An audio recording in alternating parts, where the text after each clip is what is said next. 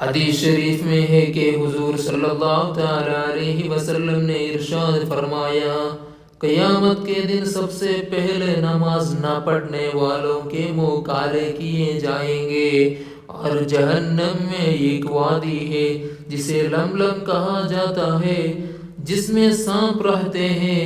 ہر سانپ اونٹ کی طرح موٹا ہوتا ہے اور 1 ماہ کے سفر کے برابر لمبا ہوتا ہے۔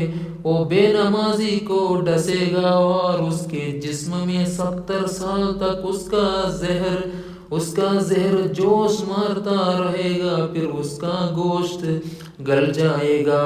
میرے پیارے آقا صلی اللہ تعالی علیہ وسلم کے پیارے دیوانوں، عزیز دوستو، آج ہم معمولی مچھر کے کاٹنے کو برداشت نہیں کر سکتے، نیز اس کی تکلیف سے ہم پریشان ہو جاتے ہیں۔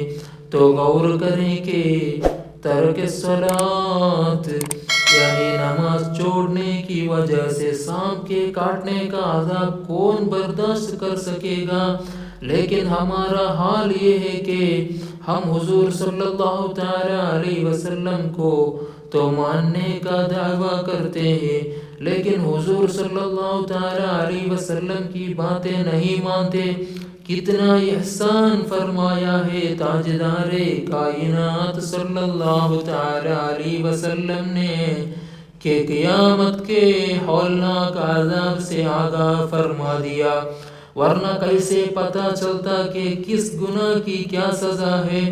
اب جب سرکار صلی اللہ تعالی علیہ وسلم نے بیان فرما دیا کہ نماز چھوڑنے کی سزا یہ بھی ہوگی کہ سانپ ڈنک مارے گا، اور سانپ کتنا بھیانک ہوگا وہ بھی بتا دیا، تو ہماری ذمہ داری ہے کہ ہم اپنے آپ کو نماز کا پابند بنا کر سانپوں وغیرہ کے عذاب سے اپنے کو محفوظ کر لیں۔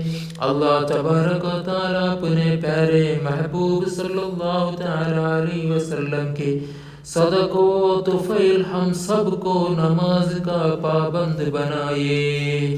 آمین یا رب العالمین۔